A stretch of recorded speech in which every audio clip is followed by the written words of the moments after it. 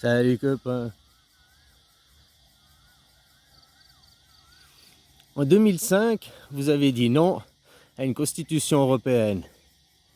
Vous avez dit non de traiter directement, vous, les citoyens français, de devenir européens. Mais ouais, au fait, si tu veux comprendre ce que je te dis, il faut comprendre les lois maritimes, les lois de la piraterie. C'est comme, pourquoi des squatteurs, tu pars t'acheter du pain, des squatteurs, ils mettent ta maison, ils changent les verrous et hop, tu peux pas les déloger de ta maison. Ils sont là, les squatteurs, ils sont mieux protégés que le propriétaire. C'est parce que si tu comprends ça avec les lois maritimes, c'est normal. Et surtout les lois de la piraterie. Enfin, piraterie.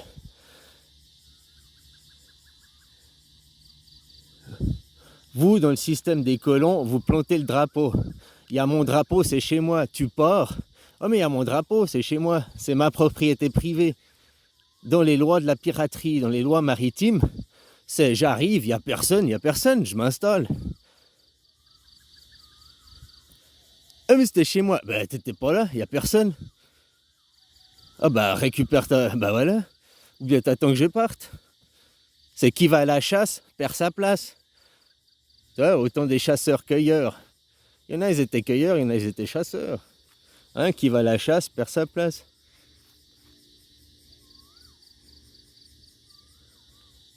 C'est pas moi qui invente, c'est les codes maritimes, c'est les codes de la piraterie. Maintenant, pour comprendre ce qui s'est passé, après la Deuxième Guerre mondiale, en 1948, il y a eu la création de l'Europe.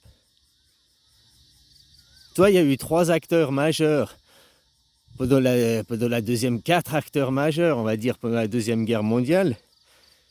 Enfin, un peu plus, hein, mais je dis là, en Europe, il y avait les Anglais, il y avait les Allemands, il y avait les Juifs, il y avait les Russes, quoi. Tu vas dire, ouais, puis nous, les Français. Ouais, mais vous comptez pour du beurre, quoi. Bon, après cette guerre, qu'est-ce qui s'est passé dans la distribution des terres? L'Allemagne, qui a perdu la guerre, a créé la Grande Europe. C'est-à-dire que l'Allemagne a perdu la guerre, mais l'Allemagne, l'Italie, tout ça a été unifié. C'est devenu l'Europe. Bon, il a perdu la guerre, mais il a réussi à faire son idéologie, unifier l'Europe, quoi. Par contre, l'Angleterre, c'est resté l'Angleterre. Les Russes, c'est resté les Russes. Ceux qui ont été les Juifs, bah, sont partis en Israël, 1948, création de leur État, quoi. En 2005, on ne vous a pas demandé si vous vouliez rentrer dans l'Europe ou pas. La Terre, elle est à l'Europe depuis 1948. Depuis que... Hein, voilà, quoi. Maintenant, vous avez créé la 5e République. Et puis quand on vous a demandé en 2005 le référendum pour une constitution européenne, vous avez dit non à la constitution européenne. Du coup, qu'est-ce que vous avez gardé le système d'avant, la 5e République, la constitution française. La constitution française qui favorise l'oligarchie. Qui est tout pour l'oligarchie. Vos rois, il y a 200 ans en arrière, la révolution, elle n'est pas tombée. Enfin, c'est pas vrai, le roi est tombé. Mais qu'est-ce qui est mis à la place? Les oligarques. Pourquoi? Parce que le citoyen, il a dit, les oligarques, ils sont arrivés, on a dit, ok, le roi est mort, mais nous, on est vos représentants, on va vous représenter, on va faire le meilleur pour vous. Puis les gens vous ont dit, ok.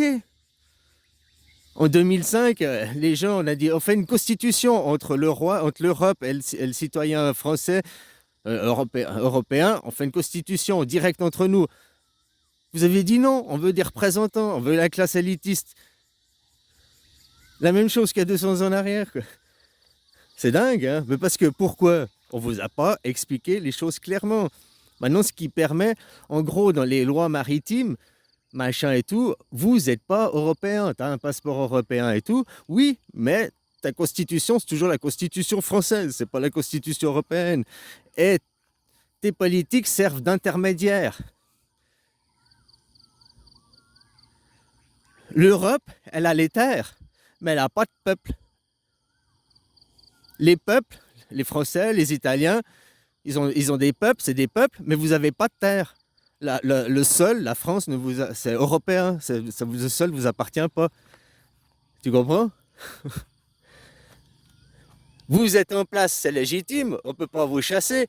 Par contre, ils peuvent vous affamer, ils peuvent créer des conditions pour vous chasser. Comment ils faisaient avant les châteaux forts? Ils assiégeaient les châteaux forts. Oui, dans les films, les catapultes, hein, ils font la guerre, ils envoient. Ouais, ok. Mais autrement, t'encercles le château et t'empêches le ravitaillement. Combien de temps le château il a d'approvisionnement, de stock, de ressources pour tenir? On dit qu'à Paris, il y a 4 jours ou 7 jours de stock. T'encercles Paris, t'empêches le ravitaillement de Paris. En 4 jours, la ville, elle est tombée, quoi. Il n'y a plus de ravitaillement, ils n'ont plus à bouffer, quoi. Avant, les châteaux, des assiègements de châteaux, je me rappelle, je ne sais plus lesquels châteaux, mais je me rappelle dans les trucs d'histoire, il y a eu des assiègements de 6 mois, 1 an, pour arriver à les affamer, quoi.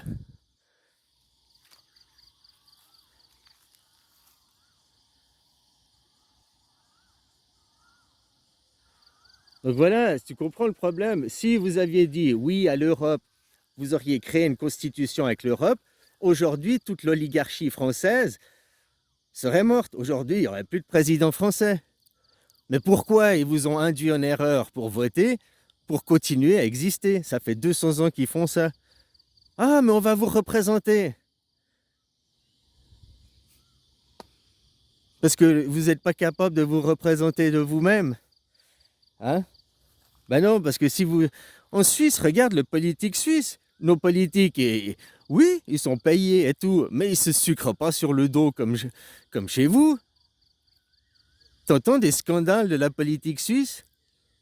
Nous, nos politiques, ils servent à faire avancer le pays, ils servent la nation. Vous, ils servent leur propre intérêt, leur propre petite classe, que ce soit la gauche ou la droite, hein, leur petite bourgeoisie, là, au détriment du peuple.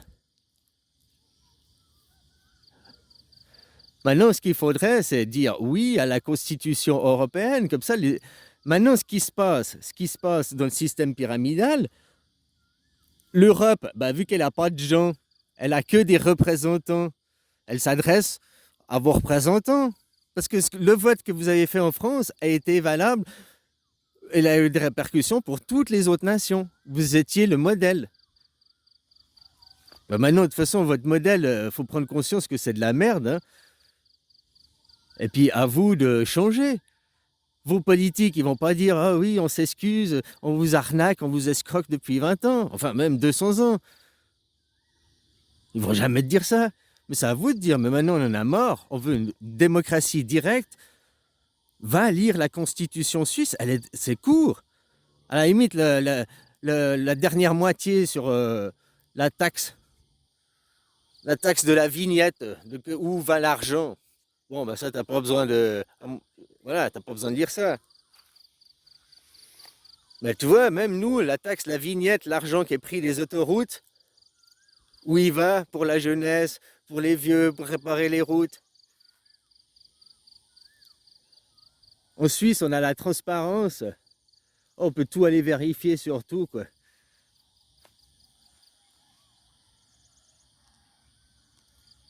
Puis autrement, si tu veux un système royaliste, inspire-toi du système thaïlandais. Mais alors là, faut mettre une philosophie, hein, faut mettre du bouddhisme. Faut arrêter avec les philosophies de nazis, là. Les philosophies qui sont basées sur le passé, sur la femme. Hein, le bouddhisme, c'est l'enfant, c'est le futur. C'est l'avenir, quoi.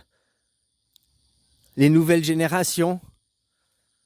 Vous, c'est que le passé. Les nouvelles générations, pour vous, dans le judéo-christianisme, les nouvelles générations sont là pour servir les anciennes. Dans la nature, partout, dans n'importe quel écosystème, on ne voit jamais ça que dans la débilité des crétins, quoi, les crétinos albinos, quoi, les judéo-chrétiens.